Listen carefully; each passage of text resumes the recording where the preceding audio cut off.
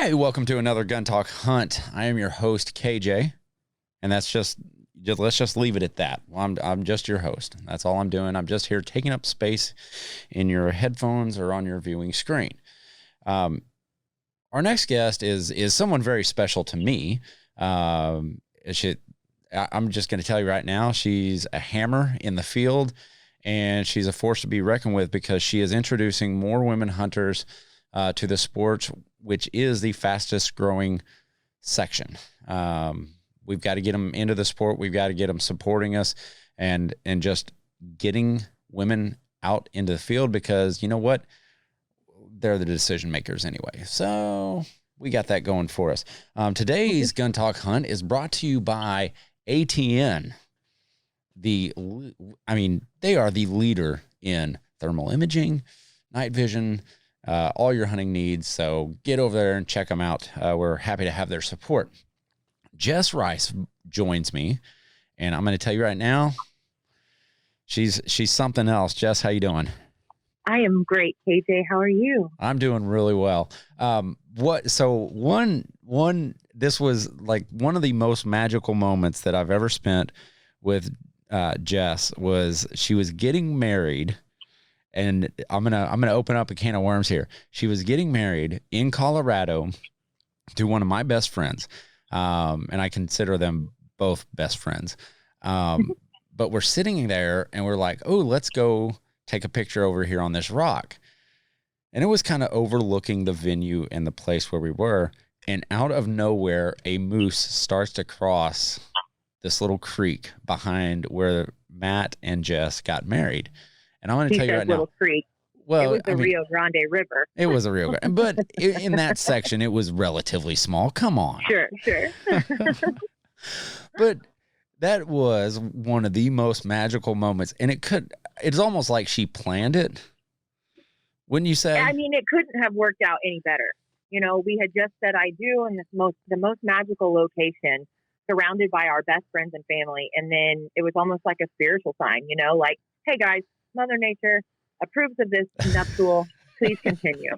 And you know, KJ, the coolest thing about that, after we had our daughter, she was about 4 months old. We took her back, and that moose showed up again. No way. Where that moose? I guess it's just local to the area, and was it bigger because it was a good sized moose. It was a good moose. They're the sheerest moose, so they're not terribly large to begin with. But he was a fully developed. Male moose. He comes walking out of the willows. He's got all sorts of branches in his antlers. It was incredible. That's awesome.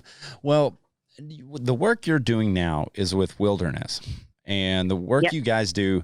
We were just talking about it. You spent last year not really hunting, which is it starts to make me itch, and it starts to make me like a little anxious when I hear. That you didn't spend days in the field, but you did spend a lot of days in the field, but not for yourself. Yeah. Well, you know, it does kind of make you a little bit twitchy and anxious to think about, you know, not hunting, but I wasn't not hunting. I spent a lot of time teaching other women how to do things outside. You know, the whole goal of our organization is to empower women by teaching them skills so that they don't have to rely on anybody else, whether it be a husband, a dad, you know, an uncle, whoever it may be. So last year I was fortunate enough to take out 3 women, actually on 2 different occasions, the same woman. She's 17. She has battled some pretty significant things in her short years already and has kind of turned to the outdoors as a form of therapy. And so I was able to be with her for her first harvest ever. And in fact, this is a great story. We had spent the morning hunting. We walked out into the field after lunch. We were crossing, you know, this wheat field to go back to our blind, and there was a single doe standing out about 250 yards out at the end of the field. So I just dropped down to one knee, plugged my ears, and she used my shoulder as a gun rest. Oh my gosh. I'm looking to take over the shooting stick world, guys. I'm sorry, but if you have done this a few times in your life, if you're a hunter and you're out with a buddy and you do not have sticks or something that you can use as a gun rest, I guarantee you we've all gone, here, just use my shoulder. And you do the whole plug in the ears over the scope. Like you're like, oh, this is going to suck. Yeah. But we do it anyway. And she made it. Did she make a good shot? She connected and dropped that doe on site. It was, didn't go 20. Man, how far It shot? was awesome. And, the funniest thing about that is I went out the next day to the same location with a disabled female veteran. The exact same scenario played out. We didn't even get to the blind that morning when I dropped down to a knee and she waffled a doe at about 200 yards. Really? 2 days in a row. So I couldn't believe it. Do you have them tied? Don't lie to me. Do you have them tied up out there? Yes, they all have collars and chains. No, this was actually on public land. It was a wildlife area up north of Kansas City. So both of those ladies took home their first deer. And, the best part for me is seeing their reaction. It almost brings you to your knees when you see somebody really latch onto that passion. Like, oh my gosh, I did this. Right. I did this by myself, and now I'm feeding my family. So, that's those pictures where they show their stocked freezer of the deer that they harvested that's feeding their kids now. Man, that's just as good as a grip and grin photo to me. Is like, absolutely. Ooh, it's on the plate or it's in the freezer, or like those pictures are just phenomenal. I mean, indeed, like that. I mean, that's why we do it. That's why we hunt, or at least one of the big reasons why we do it is because we can be self-sustaining, and we're not out there just bloodlust monsters just ready to pull the trigger on anything that moves. We don't do that. We're thoughtful in our process. Right. And yes, it's intentional. So you did mention that, the 17-year-old grasped firmly to the outdoors as a form of kind of therapeutic process. Sure. What was her reactions and what was her thoughts afterwards? Because that's a big moment. That's a lot of emotion. And you're taking a life. You're killing something. Yep. What was her process walking through that? It took her a while.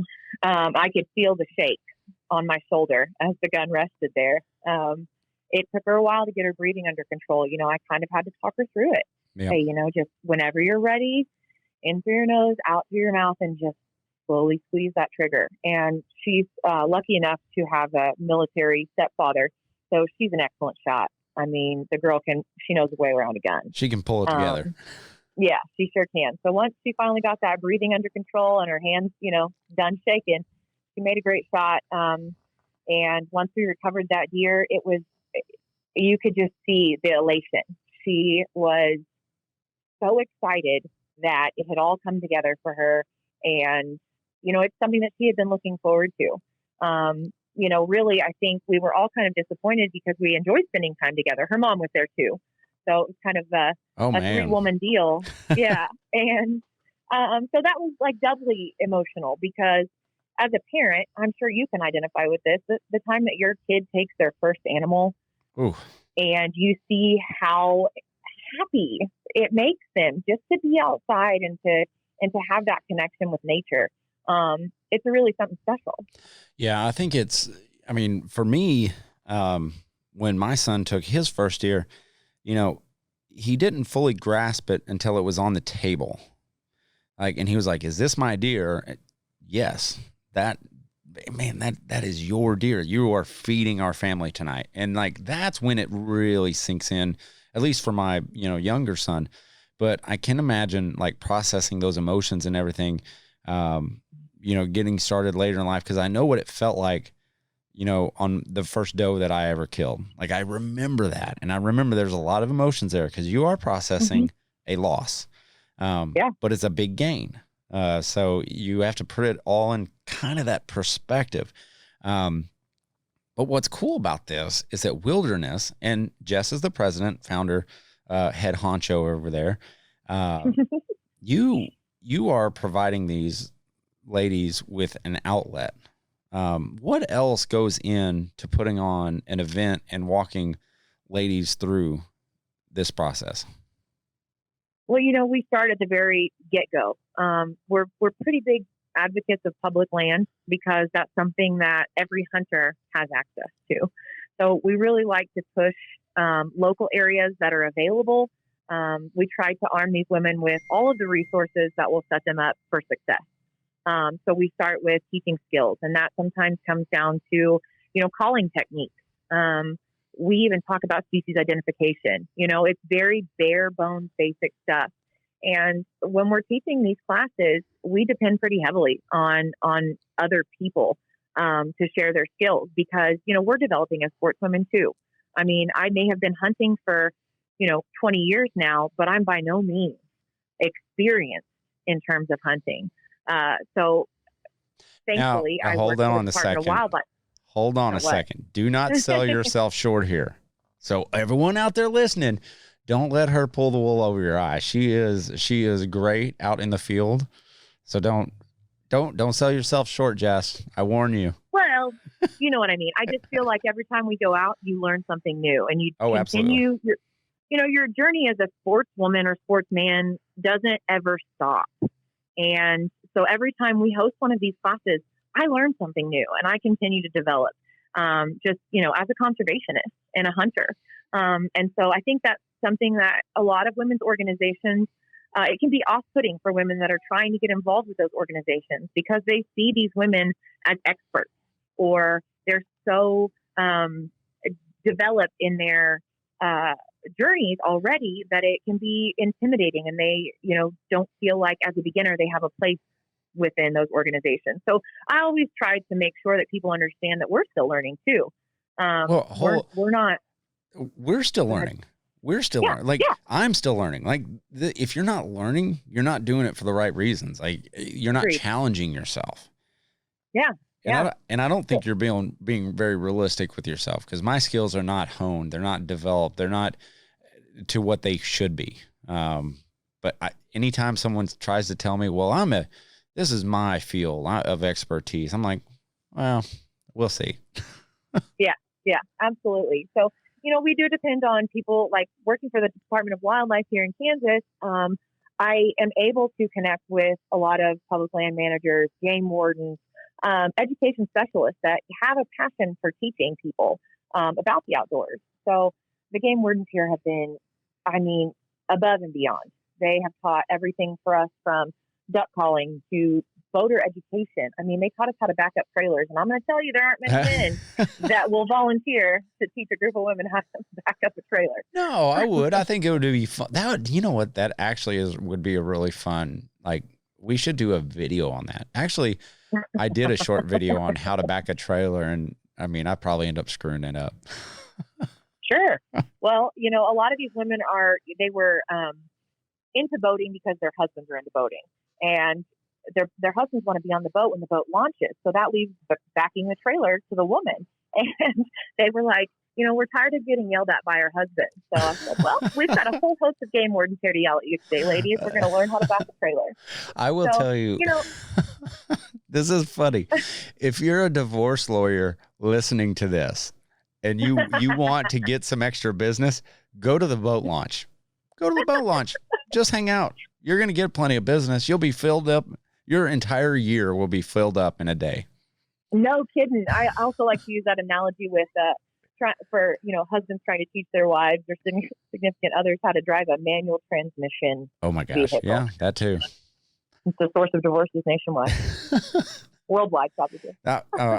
I guarantee you, but yeah. But, those are two great examples of why women's only education environments are so successful. KJ, you're a dude. You like to go out and you like to compete with your friends when you're doing things. Yeah. And, that can be a little bit hard for a woman to learn, when there's that competitive aspect that's part of it. And sure, once we've gotten, skill sets built up and under our belt, we love to compete with each other too. Yeah. But that initial, learning process, if you remove that competitive aspect, women flourish. And so it's not, that we're trying to create this whole, woman only atmosphere. That's not it. No. We want to, just level the playing field and learn these things together so that we can go out and hold our own with whoever might be sitting in the blind with us. Gun Talk Hunt is also sponsored by PyramydAir.com, your resource for everything air gun, offering a wide variety of air gun, airsoft rifles, pistols, pellet guns, ammo, and accessories, perfect for the backyard, the range, or even your next hunt. Visit PyramydAir.com and enter the code GunTalkHunt, all one word, for $10 off any $50 purchase, plus free shipping with any purchase of $150 or more. Find your next hunting partner at PyramydAir.com. PyramydAir.com. So I have a question. What's the biggest barrier that stands in the way of women, even more, even though you guys and the ladies are the fastest growing segment in the outdoor industry, which is a great thing. What's the biggest barrier for women to overcome? I honestly think that it is the cost of participation. Right now, because women have been on this upward trajectory in terms of, participating in outdoor recreation and hunting and fishing activities for so long now, there has been an abundance of women's organizations that have come to light. I mean, we've seen Sisterhood of the Outdoors, who has been active for 2 decades now. The National Wild Turkey Federation Women in the Outdoors program, also several decades under their belt. But we've seen this real growth in women's organizations, and they tend to be very experience driven. So rather than like WildHERness, we try to, teach skills so that women can, choose their journey, whether they want to participate in hunting activities or not. They have the skill set that will allow them to do it successfully. But a lot of these organizations provide trips where you can go to do a hunt, or you can go on a spearfishing trip in Florida. Well, it's $1,500. Yep. And that's a heck of a lot of money to invest when you don't know if you're going to like something. So I think cost is a barrier, and that's something we really focus on. Our events are free to low cost. Well, and that's a big thing. And there is a big investment when you're talking about, you got to buy a gun, you got to find ammo. Mm-hmm. I mean, can anybody out there know where ammo is? Let me know. Yeah. But there's a lot of little barriers like that, but cost is, I would say, probably one of the biggest ones. And not being a female, I have no idea what kind of barriers you guys have to go through to get involved in this sport, because it's always kind of been at my fingertips. Like I've always had access. I've always had access to property. That's another one. And that's a big reason why I enjoy your events, because large part it's public land, or it's people who've brought you on. And we actually tried to set up a coyote hunt. Weather killed it. Yep. But we have to get that going again. Definitely. Like that's going to happen. Absolutely. The ladies are so excited to do some predator control. And that's kind of another thing that we like to focus on is the biological aspect to why we're doing what we're doing. We make sure these women understand that we're not out just to put a trophy on the wall or put meat in the freezer. I mean, there are bigger implications that are larger than all of us in terms of wildlife management. So, like the predator thing, there are so few people now that participate in trapping fur bearers and coyote hunting. And that has an effect on all of the game that we love to pursue. So you can't just pick and choose which parts of conservation you're a part of, in my opinion. No, and I think the whole predator control, that's a good, because it's way different to pull the trigger on a coyote than it is like a deer or a hog or something like that. But it's a learned process. You have to understand the conservation of what you're doing. Right. And the area that we were going to go, it's got a big problem. There are a bunch of fawn killers out there that I need gone. And that maybe that was a little bit selfish on my part. Because I know the ladies that you were bringing are absolute just killers. So that was I was excited about this. Yep. We don't do anything like Ron Swanson says. Don't half-ass one thing, half-ass anything, whole-ass one thing. Yeah, there you go. And these girls jump in I mean, there's not one of them that's afraid to get their hands dirty. Yeah. They understand that, and they want to do it all, which is the greatest thing because, I think that's another thing for women that is really important is the whole sense of community, feeling like you belong. Women don't do anything by themselves. I mean, hell, we don't even go to the bathroom by ourselves at a restaurant or a bar. Do you think we're going to go saunter out into the woods by ourselves? Get real. That's a good point. That's a good point. I like that. Yeah. And I mean, the sense of community that comes with having women to, hey, I was thinking about going turkey hunting, but I'm not sure about what equipment I need. And you have this whole network that you can reach out to for answers. They can talk about what they've used in the past. And, you even end up having this whole girl gang that is always ready to go out and do whatever you want to do. So it's like, hey, I'm going out to call some coyotes. Anybody want to attend? And then some random people that you've only ever connected with on social media show up on a hunt. And before you know it, you're best friends. Yeah, that's a good point. So we're in the midst of turkey season. Turkey seasons are either open or are opening at the time of launch of this podcast. What advice would you give a female looking to get either into turkey hunting or is headed out there? What are give me 3 things that they should know. I think it's absolutely imperative to know the biology of the species you're after. So that's always my first recommendation is learn what the biological requirements are. What do they need? They need food, they need water, they need shelter. Figure out where those 3 things come together and you'll find what you're looking for. So for me, scouting is a big deal. And I think that is for most, competent hunters, going out ahead of time, listening in the woods, just sitting and listening. That's a great way to learn how to call too, because you're basically mimicking what you hear out there. There's no app that can take the place of actually sitting in the woods and listening to what sounds that nature's making. My second tip would be to try several shotguns before you commit to one. I think that, women like to get those opinions from other women about what, firearm they prefer. But honestly, you cannot make that call until you've shot it yourself. Hold on a second.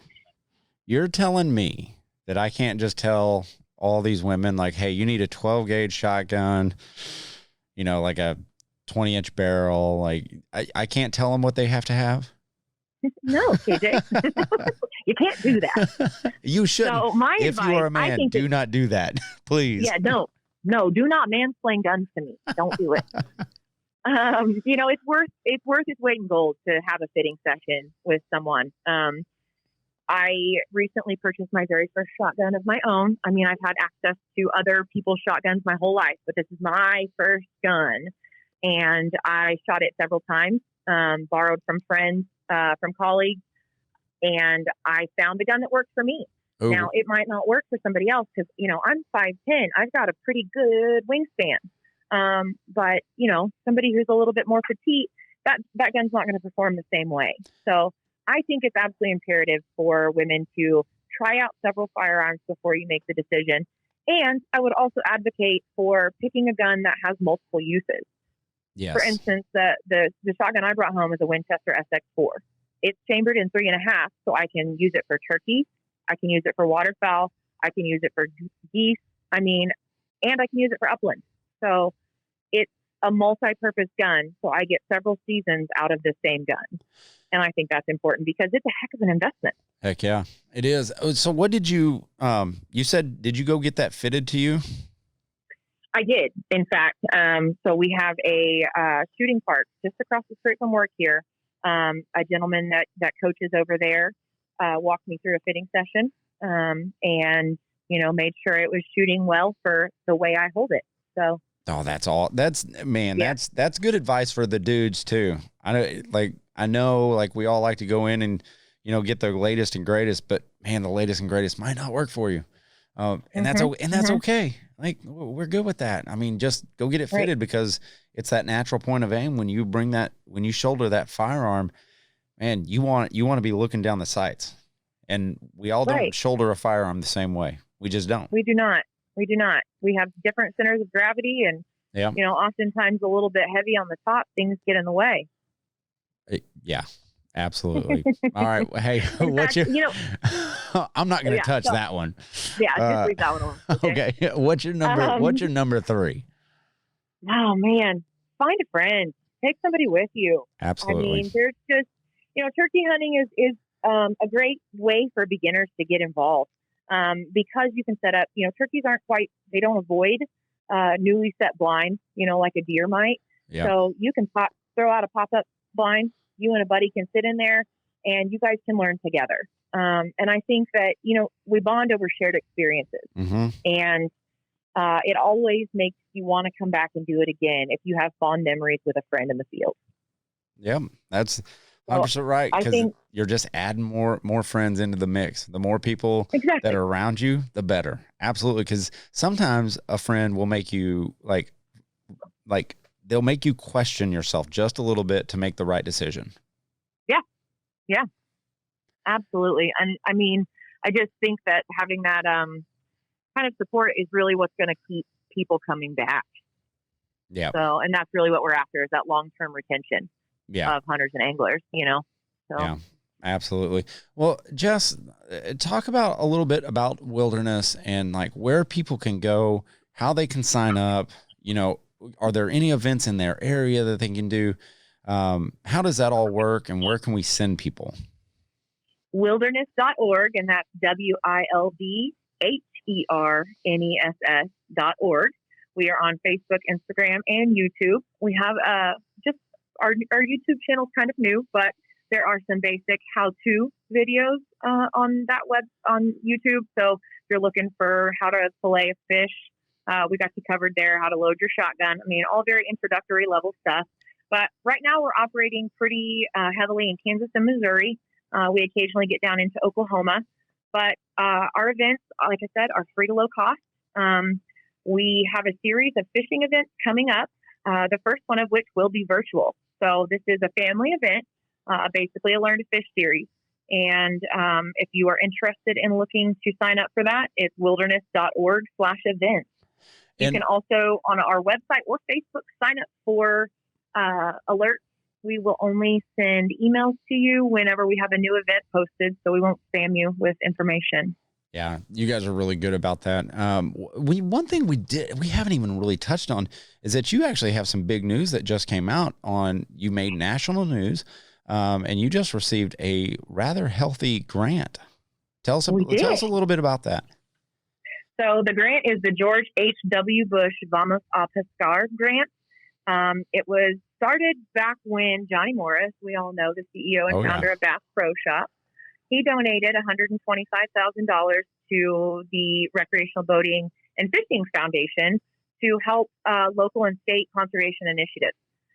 They turned that into an education fund that essentially is supported by local wildlife agencies, where they each go in half to support organizations that are looking to increase angler participation, specifically focusing on urban Hispanic populations. So that's where that Learn to Fish series is kind of ties in. That is how we're going to facilitate that grant. But we were absolutely jazzed to get the news. Oh yeah, absolutely. That. So well, that's spectacular. Awesome. We'll be working with Fishing's Future. I don't know if you have heard of them, but they are a national nonprofit. Basically, they started down at South Padre Island, and they teach people how to fish. They teach people how to teach other people how to fish. That's good so deal. I recently, I got my certified angler instructor. Oh, you did? From them recently. So we'll be helping to teach people how to fish. That's awesome. Well, I can't think of a better person to learn from. Jess Rice of WildHERness. Thank you for joining us on Gun Talk Hunt. If you guys thank you for having us. If you want to get involved, which I highly recommend you do, and the hunting sports and the fishing sports are not just for dudes. Women, we want you out there. We need you out there. Just join up. Go check out wilderness.org. And they'll get you pointed in the right direction. If you have any interest in it, I urge you, go check them out. But for KJ, That's Gun Talk Hunt. Always be safe, always be aware, and get out into the field.